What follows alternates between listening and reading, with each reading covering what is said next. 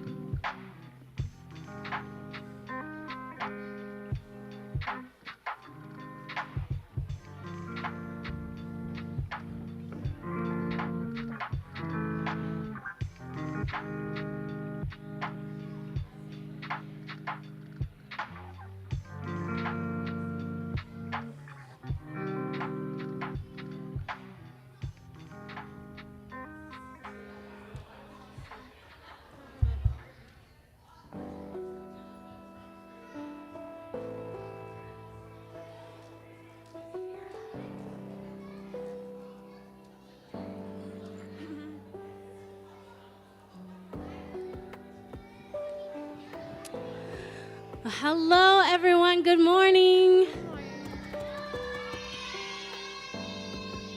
Good morning. Happy Pack the Place Sunday. Happy last day inside before summer worship outside. Yeah. It's going to be so fun. But hey, we're glad you are here. It's good to be with you. Good to see those of you online. My name is Katie. I'm the worship director here. And as always, we start with this song. So if you're ready, go ahead and stand up, rise as you're able, and we'll sing.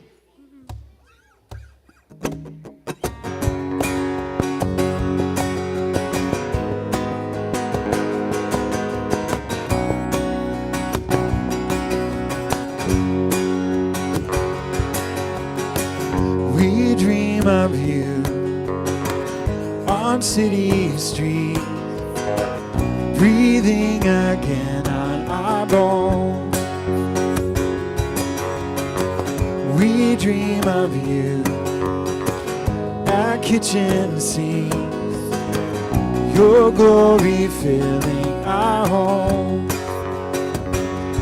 We are not beasts of burden, we are children of grace, and the blue in our colors is a garment of praise.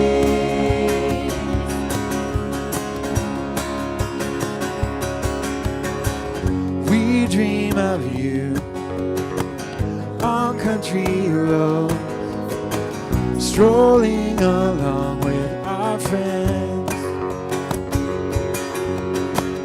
leaving behind flickering screens to be together again. We are not beasts of burden, we are children of grace, and the blue in our colors is a garment of praise.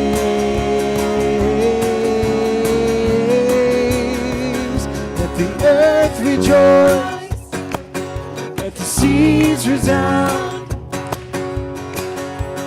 let the people sing their songs of joy. Let the rocks cry out, let the rivers roll. Let the people sing their songs of joy. 'Cause we are not beasts of burden, we are children of grace, and the blue in our colors is a garment of praise.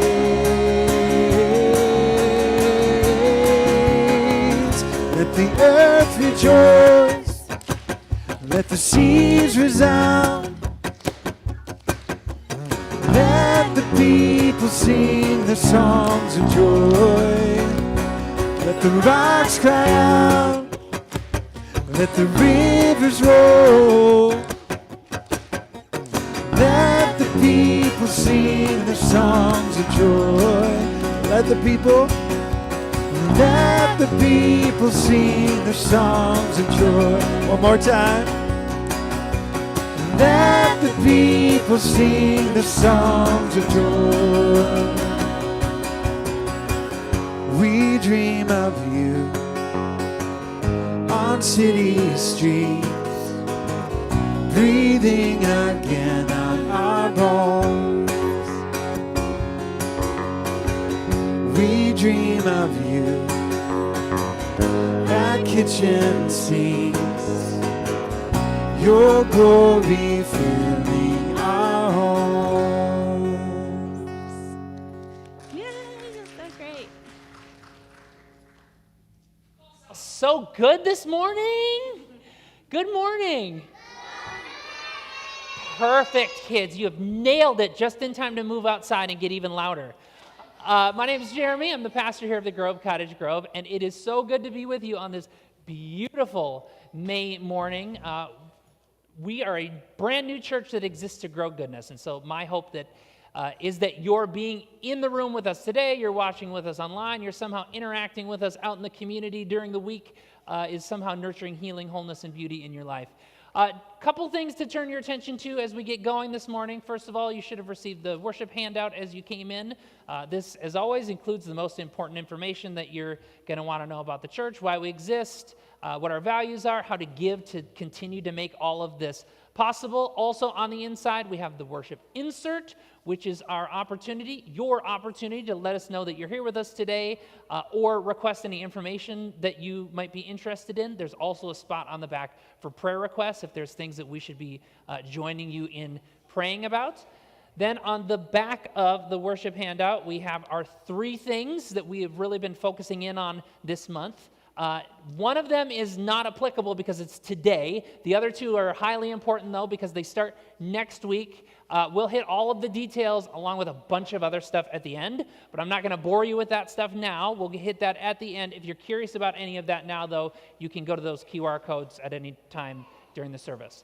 The last thing is about kids. Obviously, kids are highly valued members of this church community, and we try to do everything we can to make sure that they are not only welcome, but celebrated right where they're at. So we have activities in the backs of the chairs and the pews for them to participate in. We have our wiggle area over here that if they need to get up and move their bodies, they can. We have a nursery, which is staffed out in the commons area for ages 6 months through 3 years. And then for our older kids, we have Grove Kids, ages 4 through 5th grade. And in a little bit, we will be singing them out. You'll hear more about the special stuff that they get to do today since this is their last day of programming before we head into the summer. But again, we will sing them out in just a few minutes. I think that is it for announcements. So we now get to move into Connection Point. Connection Point is our time where you get to stand up and connect with people around you. To make it a little bit easier on you, we give you a discussion question, something to be able to discuss if you have no idea what else to talk about.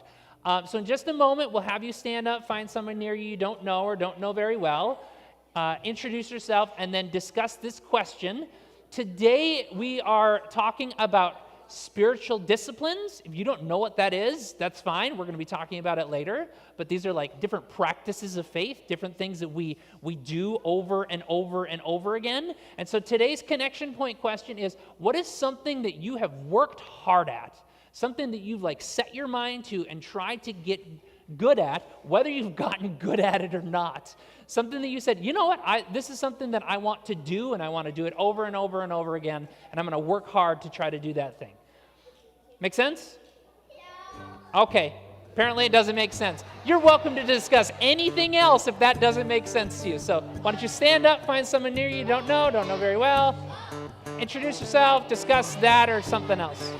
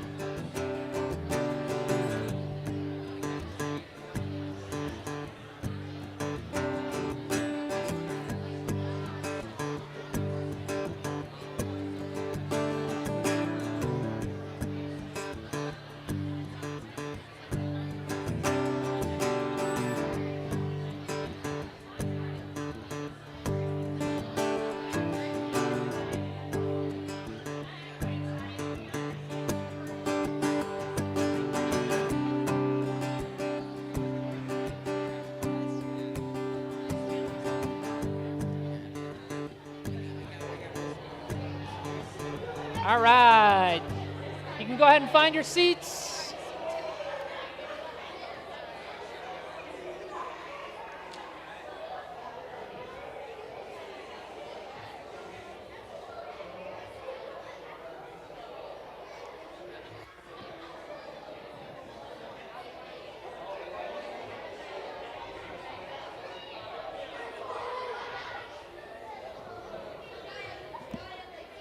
I'm going to do the Miss Chelsea.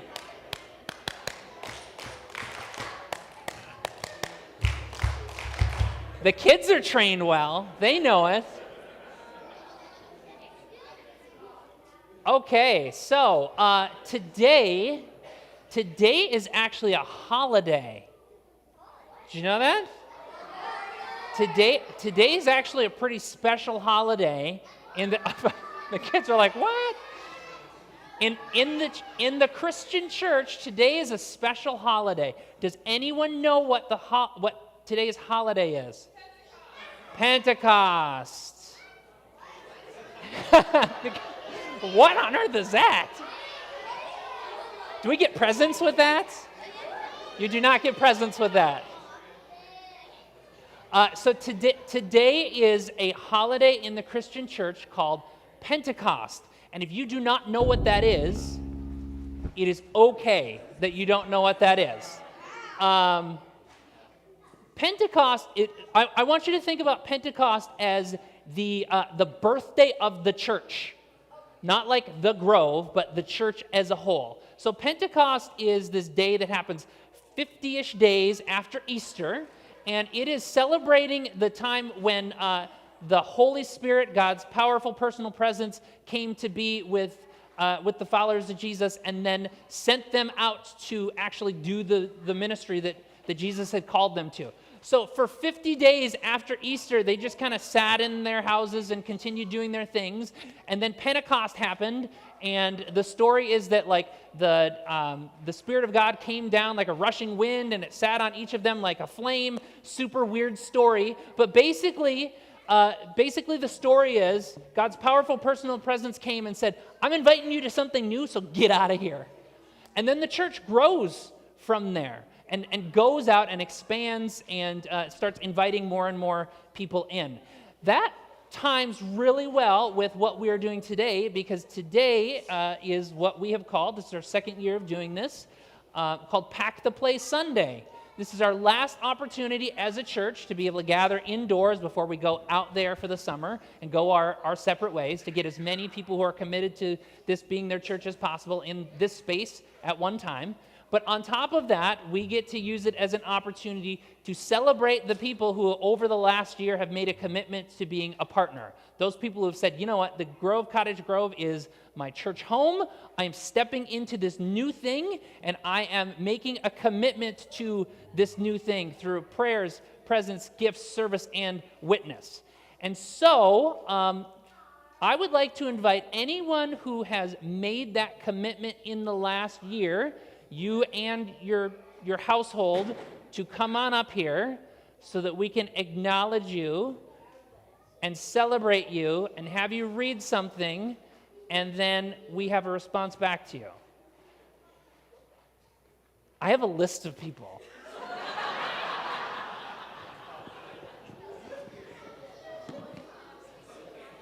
Are you willing to be called out? Okay, we have some people coming up. Okay. I'm not going to call people out.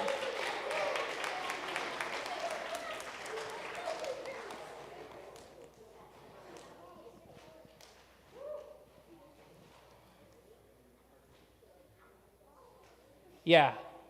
Okay, I think that's who's here today. Perfect. Yes, you can help do this so we're not getting feedback. Okay, so all I'm going to ask you to do is introduce yourself. All you have to say is your name, I promise. All you have to say is your name. Kids, if you want to say your names too, you can. And then we will have a script for us to read, or I will read it, and then you can say, I will, or I do, or whatever. And then, just like we do with baptism, us as a church community get to acknowledge that commitment as well. So we're going to bring up this script up here on the screen. It'll be bolded for the parts that I'm going to read, and then italicized for everybody else, okay? Make sense? So why don't we Hand it down. Introduce yourself. Okay. I'm Stephen Kortals. Isla. Elliot. Oh, Oh, I'm sorry. Party foul. Okay. Can y'all scoot this way a little bit? If I point this at the speaker, we'll get feedback. Thank you. Anna Smith. Addison. Jordan Smith.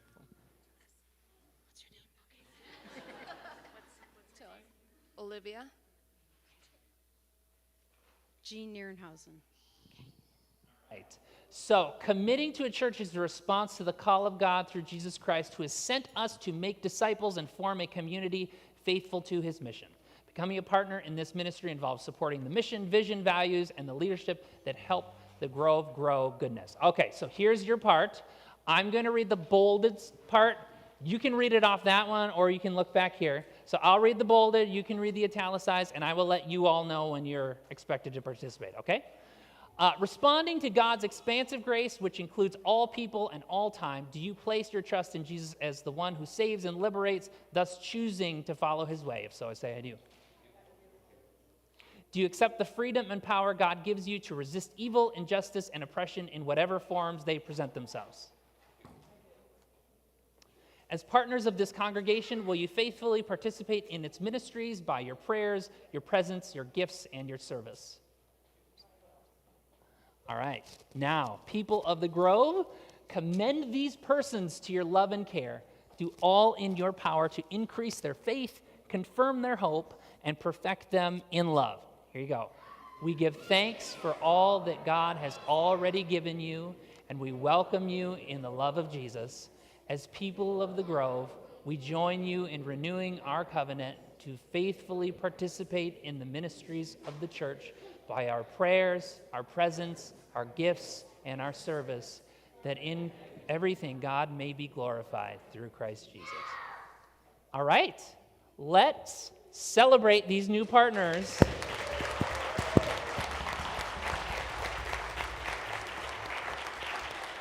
You can go ahead and take a seat.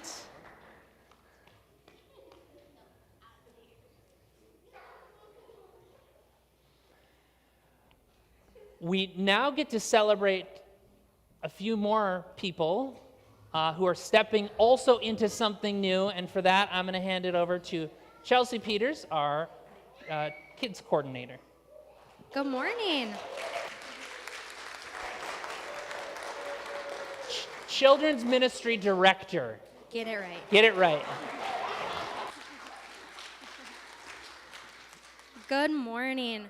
I am really, really excited that I get to share with you just a tiny piece of Grove Kids. I know you guys get to experience our kids here with all of the chaos and the noise that they bring. I'm lucky enough that I get to bring them out there, and we get to learn together and grow together, and I get to get to know all of your guys' amazing kids, and they truly are. Our Grove kids are amazing, so thank you for sharing them with me. I'm going to invite my 5th graders up today. So we have Theo. I don't see Theo here, but Lydia, Addison, and Chloe, come on up. I'm not going to stand up here by myself. And you can see they're going to be taller than me, just as tall as me. They are growing. So Grove, these are our 5th graders that have been in Grove Kids, and I don't think that they know just the impact that they have made on Grove Kids.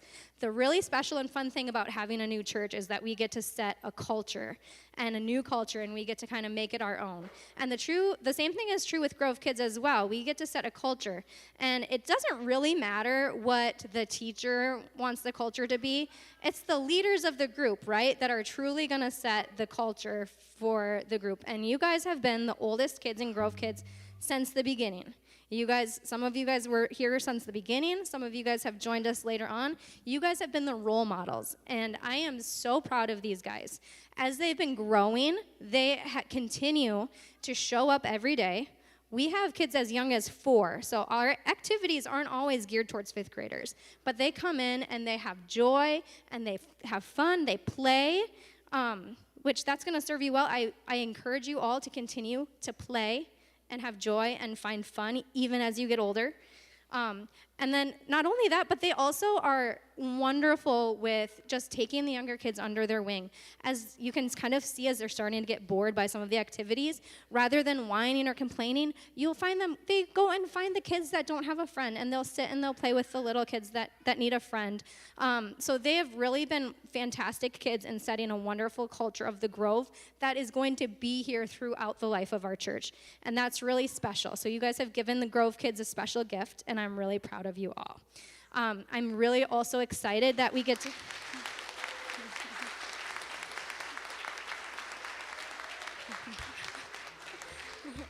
I'm also really excited that as they're growing, I get to share you guys with the rest of the church. So they're going to be entering our student ministry, but they've also already been chomping on the bit to get a chance to get more involved in the church and to volunteer. So as you guys get older, I encourage you to remember all of the things that you've learned in Grove Kids and bring that with you. Continue to play and have fun, and then be a part of this amazing church family and share your amazing gifts with your church family, okay? So I have a little gift to say goodbye. For each of you, I have a Grow Goodness sticker. Sorry, Katie, I stole them. I also have a journal, and on the journal there's a tree and some grass growing. And then you guys each have a new Bible as well. Now that you are getting older, I think you guys are ready to really start learning more and more about the Bible. And on the Bible it also has a tree. So I want those things to be reminders of you every day to continue to grow goodness, okay? All right, can you give our fifth graders one more round of applause?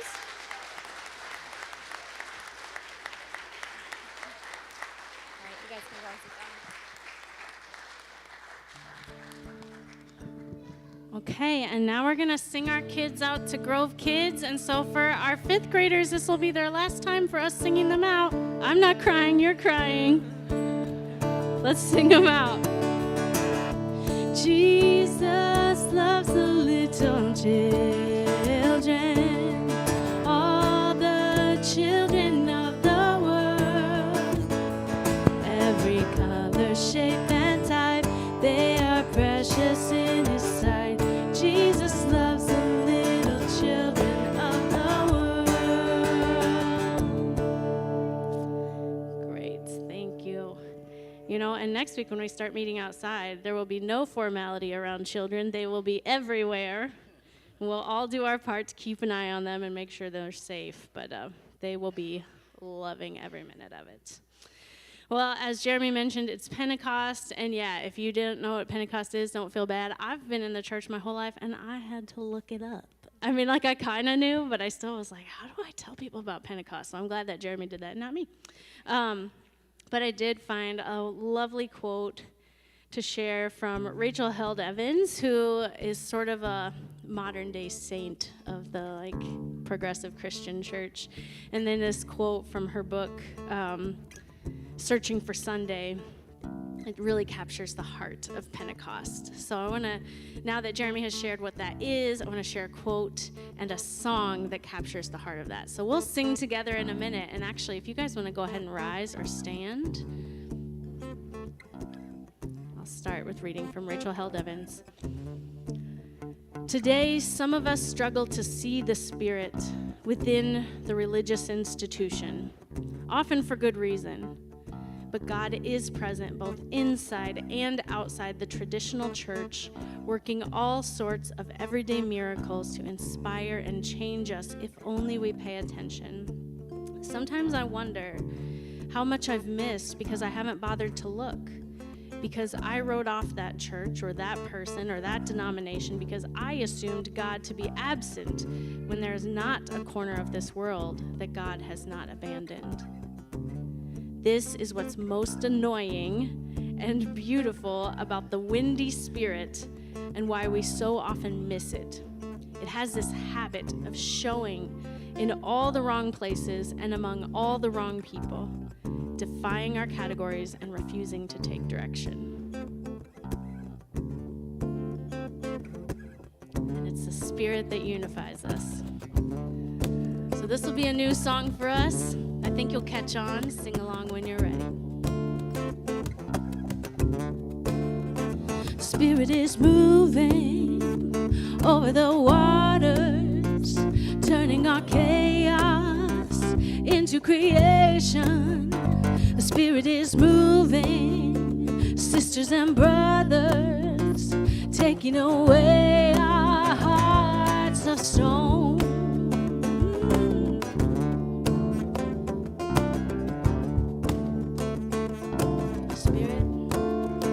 The Spirit is moving, parting the waters, leading us out of the kingdom of sorrow.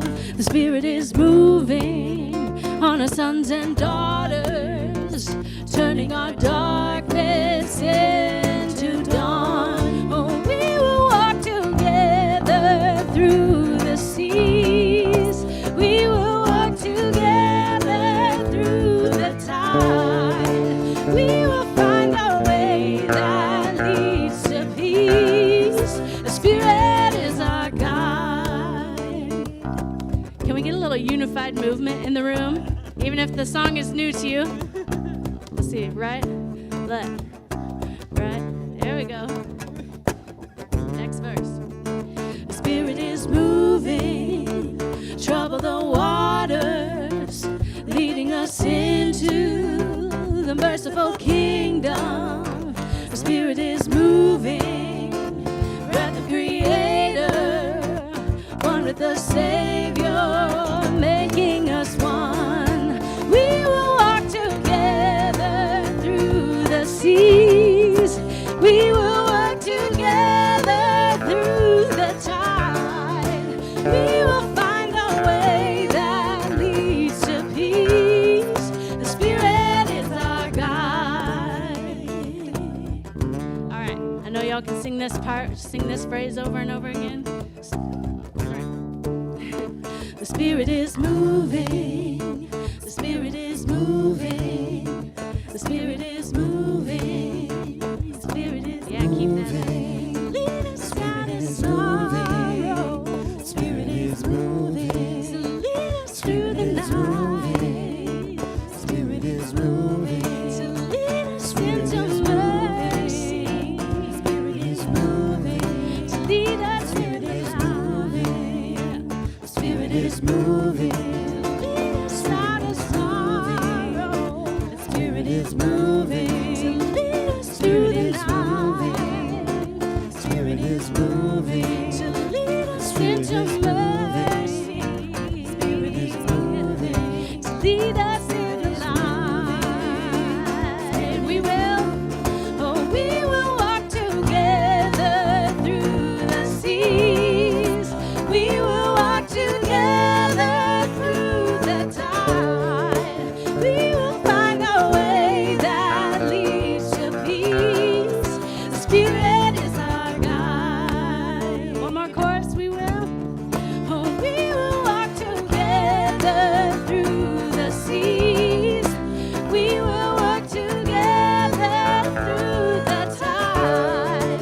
We will find a way that leads to peace. The Spirit is our guide. The Spirit is moving. The Spirit is moving. The Spirit is moving. The Spirit is moving. Nice. Y'all can have a seat. Stepping into new and uncomfortable things like swaying, snapping. What is this? No, you did great. I had a realization, I don't know, over the last few months that I am a voluntary member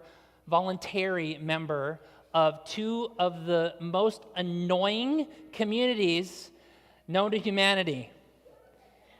Voluntary member. Do you know what these two communities are? Cottage Grove Facebook group. I've actually left that group, so. The two groups, voluntary member of, vegan and marathoner. So there's this joke, maybe you've heard it before, maybe you've even heard it from me. How do you know that someone's a vegan? Don't worry, they'll tell you.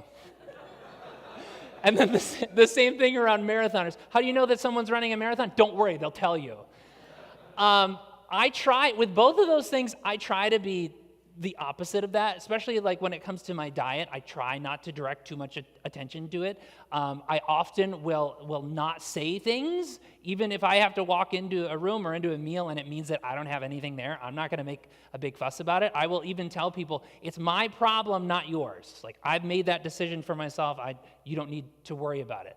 I also try to do that with running as well, although I don't quite do that as well with running. However, there are times when like the thing is like so clear and so close and just like right there that I can't not grab it, and I can't not talk about it, and I can't not use it as an example. So to start this morning, I got to talk to you about running. Okay, so. I'm actually pretty new to running. I didn't start running regularly until just over 2 years ago, just under 2 years ago.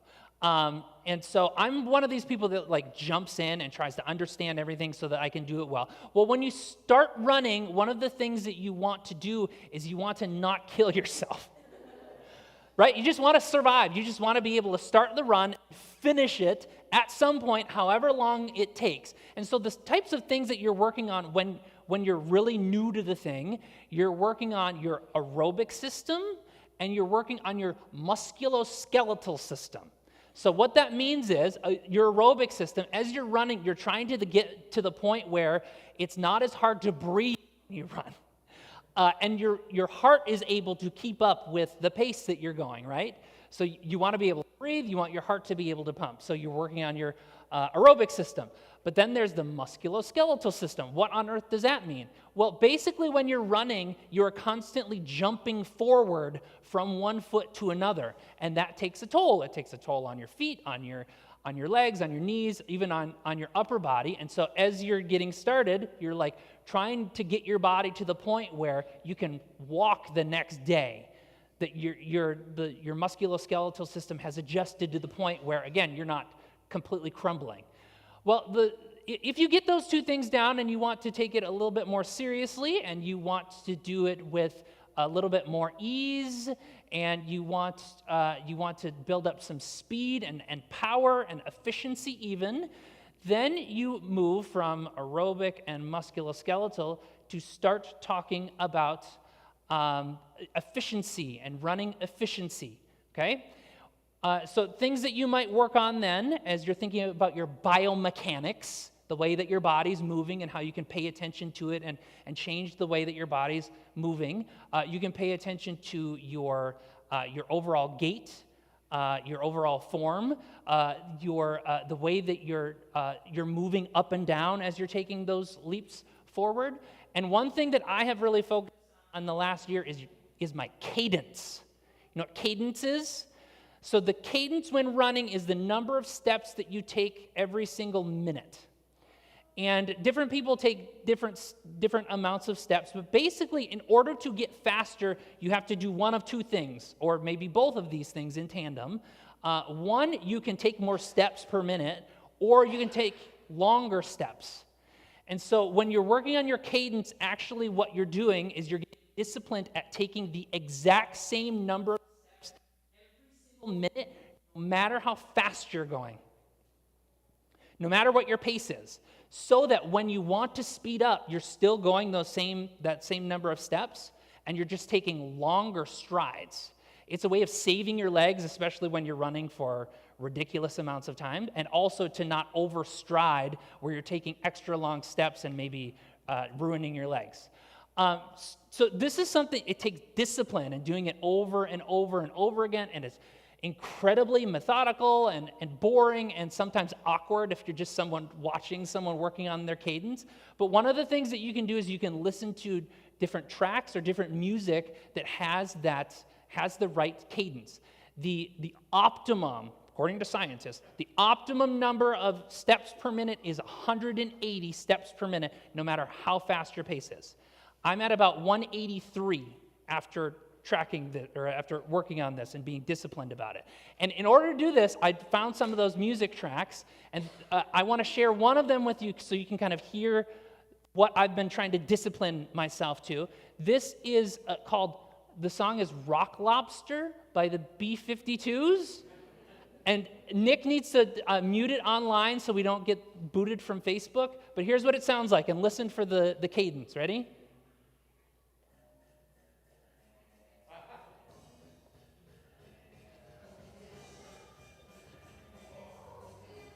It goes on and on and on and on and on and on and on and on. 180 steps per minute. So you will see me, whether you can cut it. Whether like on Thursday I'm running 6.5 minute miles, or the next day when I'm running 8.5 minute miles, I'm doing the exact same cadence. Okay? And I've worked at that. It's been super methodical, super boring. If you're just watching me, it can look a little bit awkward, especially if I'm moving at slower paces. But the point is that if I pay attention to that and I do it repeatedly over and over and over again, that there's going to be growth and improvement, and I'm going to get to the spot where I ultimately want to be. That is not unlike the topic that we're going to be talking about today as we continue our Sunday school series. So if you've been here over the last 6 weeks or so, we have been going through this series which we call Sunday School, where we're looking at a bunch of different things that we do or believe as a church, and kind of explaining why we do and believe these things. And we've been trying to do it in such a way, kind of like a Sunday school program that some of you may have grown up in. We're trying to explain it really simply in a way that you can remember and maybe that you can do something with. So last week we talked about the Wesleyan tradition. I'll recap that in just a second. But this is kind of like a Wesleyan tradition part 2. It's a follow-up from last week. Today we're going to be talking about spiritual disciplines, which are different types of practices of faith that we try to do and do regularly as followers of Jesus. So just kind of a recap, get us back up to speed, whether you were here last week or not, when we talked about the Wesleyan tradition, of which our church is a part. The Wesleyan tradition looks back to a guy named John Wesley, who lived in the 1700s. If you weren't here, or if you were here, this is how I would like to envision John Wesley. This is an AI generation of John Wesley as an ultra runner. Threw that one at you again today. John Wesley was a priest in the Church of England in the 1700s. And John Wesley took following Jesus super seriously, and tried to take it so seriously that it was almost like methodical, okay? And so one of the things that he did was he started what was called the Holy Club at Oxford, where he met regularly with different people to try to discipline themselves in the ways of Jesus. Then one of the things that he did was he traveled to Georgia, not the country Georgia, the colony of Georgia in the 1700s, and he thought he was going to spread this methodical way of following Jesus to Georgia.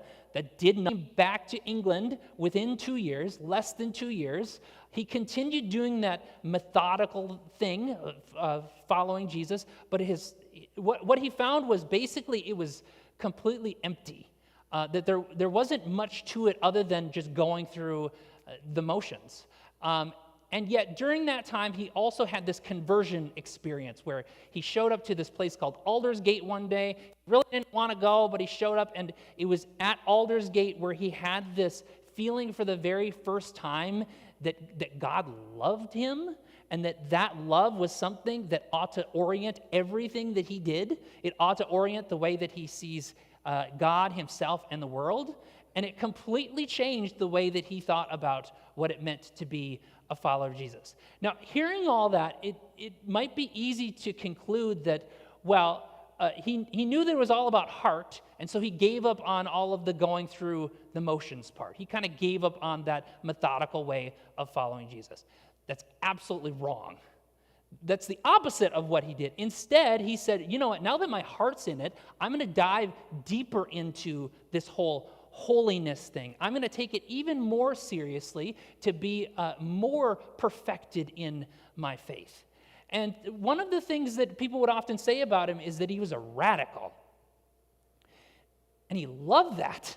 It was not a put down for him, because radical comes from the word that means roots. So when you're a radical, you're like going back to the roots of something. And as someone who was convinced that following the way of Jesus as closely, as methodically as possible, what would he do? He would go back to the early church, and he would go back to the teachings of Jesus. If we want to take following Jesus seriously, we want to take the ways of following Jesus seriously, where would you go? Well, you'd go to the words of Jesus and what Jesus said we ought to do and believe. And one of the places that makes the most sense to go in our Bibles is what's known as the Sermon on the Mount.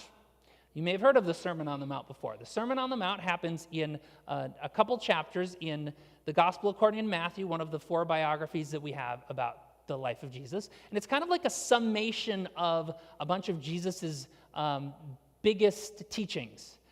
One thing to know, though, is that, and remember, is that these biographies, they weren't as if someone was like walking with Jesus and writing everything down as it was happening. That's not what was going on here.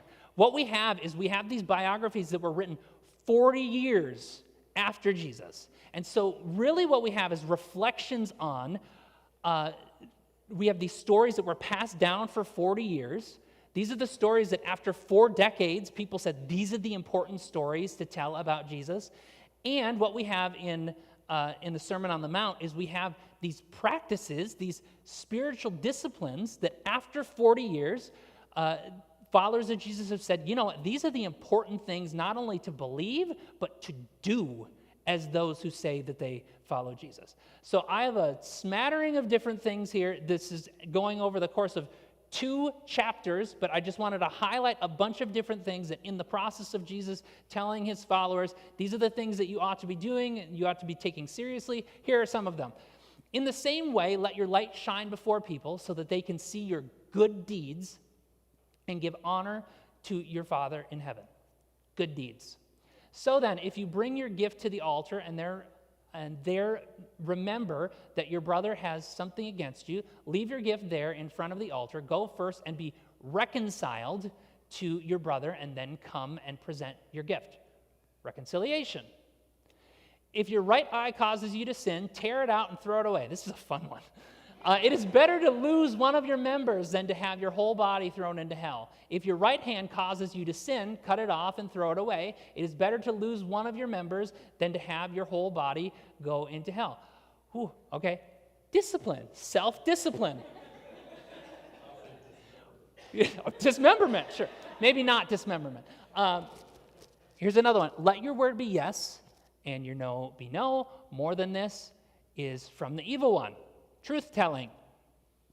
You have heard that it is said, love your neighbor and hate your enemy. But I say to you, love your enemy and pray for those who persecute you, so that you may be like your Father in heaven, since he causes the sun to rise on the evil and the good and sends rain on the righteous and unrighteous. Loving others. But when you do your giving, do not let your left hand know what your right is doing, so that your gift may be secret, and your Father who sees in secret will reward you. Giving. But whatever you pray, go into your room, close the door, and pray to your Father in secret, and your Father, who sees in secret, will reward you. Praying. When you fast, put oil on your head and wash your face, so that it will not be obvious to others when you are fasting, but only to your Father who is in secret, and your Father who sees in secret will reward you. Okay, so like each of those different passages could be a whole sermon in itself, right? I don't have the time to explain about the poking out the eye and cutting off the arm thing. But basically, again, this is like a collection of, you can see that over 40 years, there became this consensus of, as those who take following the way of Jesus seriously, these are the disciplines that are kind of expected for those who follow Jesus to do. Good deeds, reconciliation, self-denial, love of enemies, generous giving, praying, fasting. These are the practices that Jesus found and his earliest followers found to be important. And these are practices that John Wesley, many, many years later, saw as things that we ought to do, not because we have to do them, but because they were a means of grace.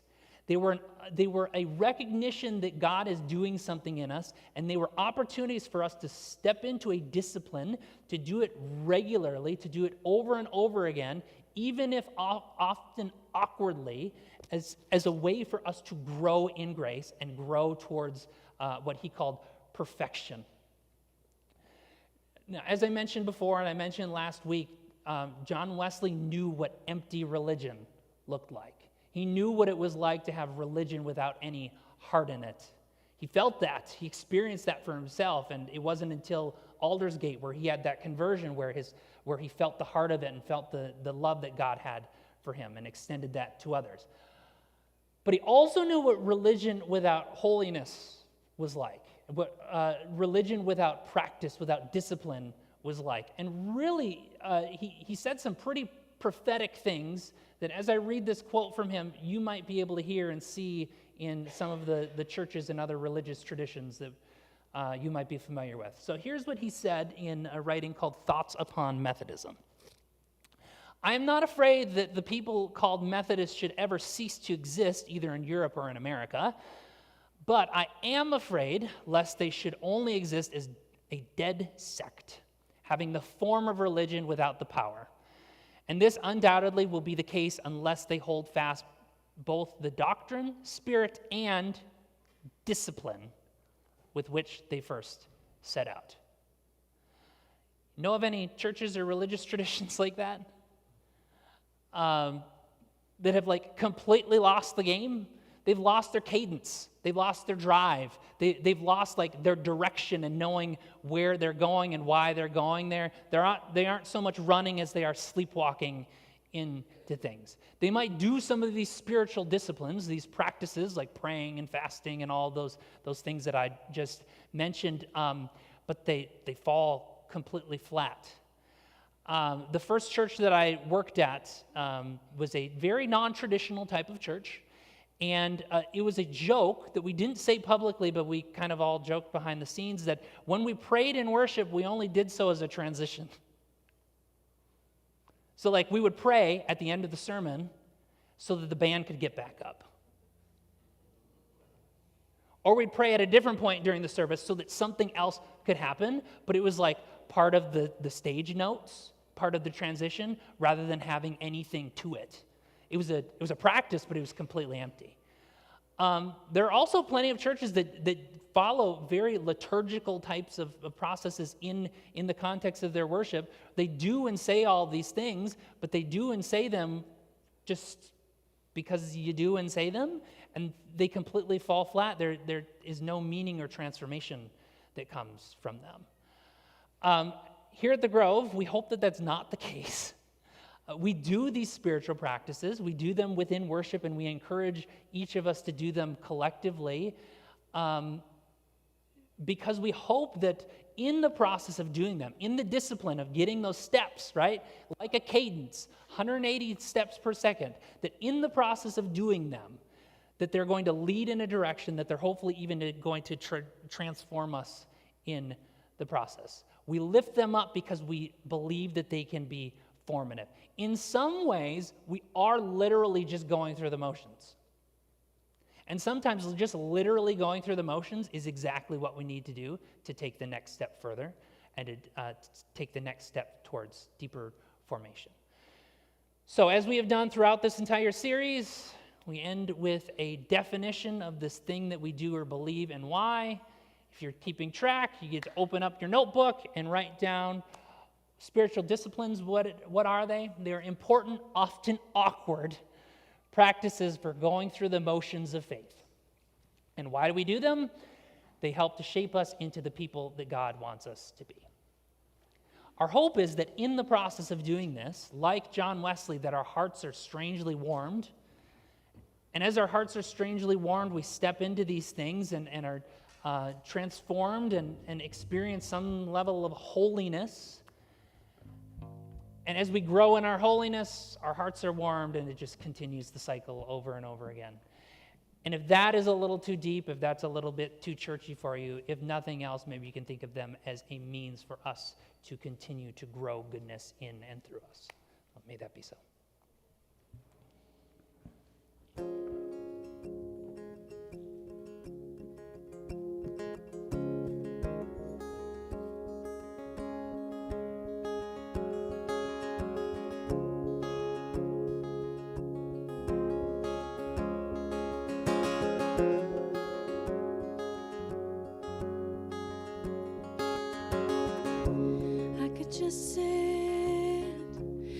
could just sit and wait for all your goodness. Hope to feel your presence. And I could just stay right where I am and hope to feel you. Hope to feel something again.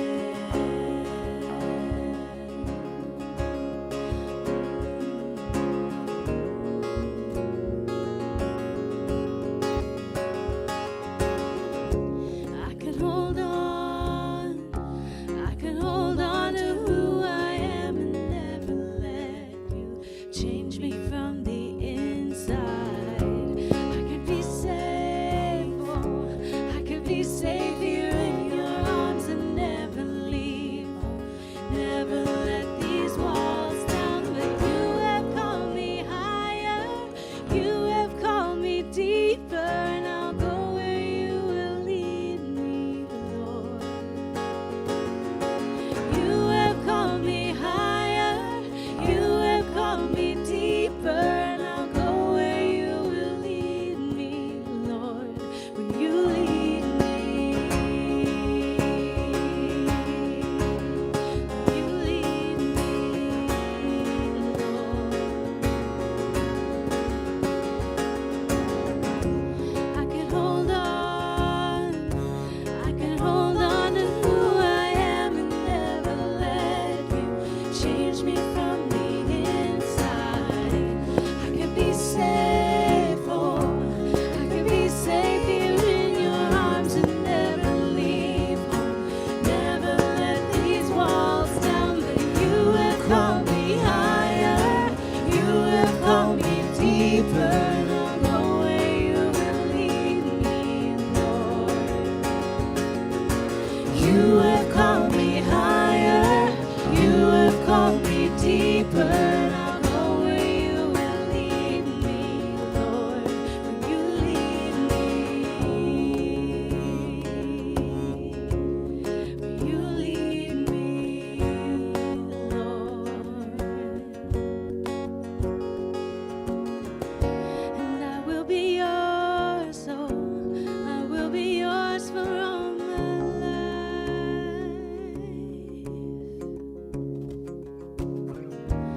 I will be yours, oh, I will be yours for all my life. So let your mercy, oh, I will be yours, oh, I will be yours for all my life. So let your mercy light the path before me. 'Cause you have called me higher, you have called me deeper, and I'll go where you will lead me, Lord. You have called me higher, you have called me deeper, and I'll go where you will lead me, Lord. You lead me, where you lead me, Lord. You lead me, you lead me, Lord.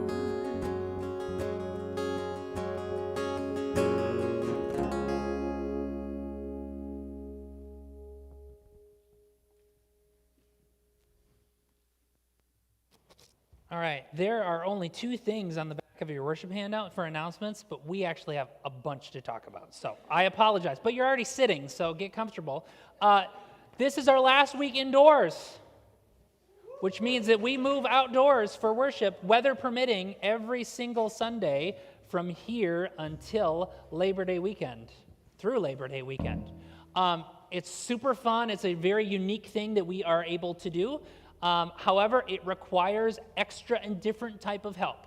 So if you are able in some capacity to either come before the services to help us set up outside, or stay after services to help us tear down, we have to do set up and tear down every single week.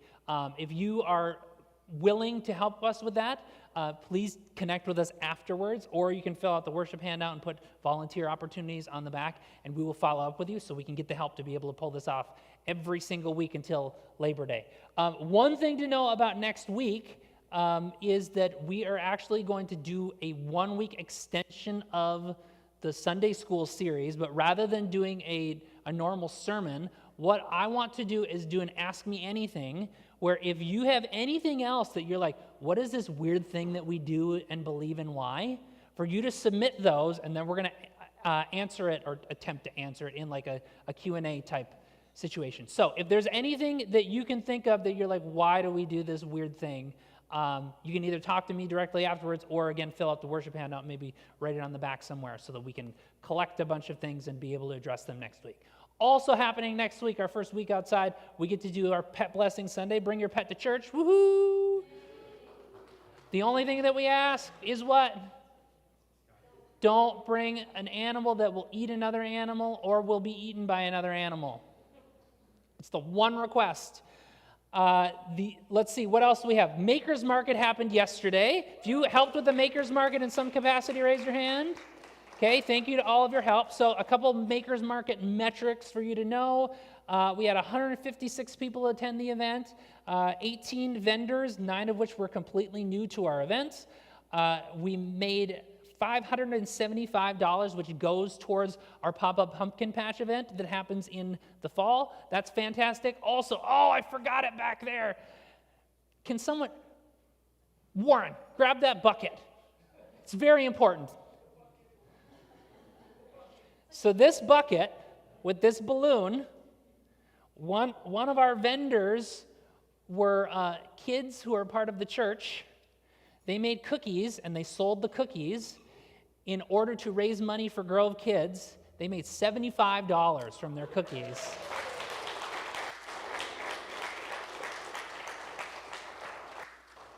Let's see, other announcements. Immediately after this, we have a couple things going on if you are able to hang out afterwards. So first of all, we've got more garden work, a little bit of garden work to do, right? Some harvesting and more planting. If you're willing and able to help out with that, it's just going to take a little bit of time. It's not too much. It's not like the planting that we did last month. So you can connect with Amanda immediately afterwards. Also, I think we have a bonfire going out there with s'more stuff. If you've noticed how quiet it is out there, it's because all the kids are outside. If you're able or willing to stay afterwards, we have plenty of stuff for s'mores. Also, if you're picking up your kids, you can do so outside. Okay. 2 last things. One of the themes of this morning is people stepping into new things, right? Hearing some sort of call, some sort of movement within them in order to step into something new and uncertain. So in addition to like our partners and our 5th graders, we get to celebrate 2 people who are doing those, stepping into new things here at the Grove. The first one, which, can I invite you up? Alexa Rutherford. Alexa is going to be, just come right up here. Alexa is moving in, has already moved in. We're still trying to transition her into a role as a volunteer coordinator for all of the things at the Grove. So when you volunteer, she's going to be your point of contact so that we can continue to grow this thing and build our capacity to continue to grow goodness through all of our different ministry teams. And then this is a fresh one, folks. Rachel Henson. Rachel, come on up here. Rachel has long time been in the role of the coordinator for our Community Connects events, like the Pop-Up Pumpkin Patch. As of today, Rachel is going to be stepping into a new role as a member of our core team at the Grove. Now, you might not know what that means. Yeah, you can give her a hand. The core team is a leadership team at the Grove as a whole across both locations that is responsible for making decisions about budget and property and staffing and all those really important high-level type of things so that the church in both locations can be best equipped to do its ministry on the ground. So we're super excited for Rachel to be able to step in that role. For the first time, have someone from Cottage Grove other than myself be on that core team. So we're really excited about that. What that means, that also means we get to have someone else come into Community Connects. If you're feeling called to that, let's have a conversation. But let's give them a hand one more time. exciting new things. You can go sit down. Okay, that's all of the announcements for today. So it was so good to be with you this morning. I'm so thankful for you stepping into this new church and doing new things in all of the ways that you are doing that and feeling called to do so. The ways in which so many of you have simply continued to go through the motions, even and especially when it's awkward, even and especially when it's hard, because it's something that you feel like is able to grow you and to grow this church. So with that, I will have you stand as you are able and extend your hands to receive this blessing. One more time, this is from the book of Hebrews, chapter 10, verses 23 through 25. And let us hold unwaveringly to the hope that we confess, for the one who has made the promise is trustworthy. And let us take thought of how to spur one another on to love and good works, not abandoning our own meetings as some are in the habit of doing, but encouraging each other, and even more so because you see the day drawing near. May that be so. Amen.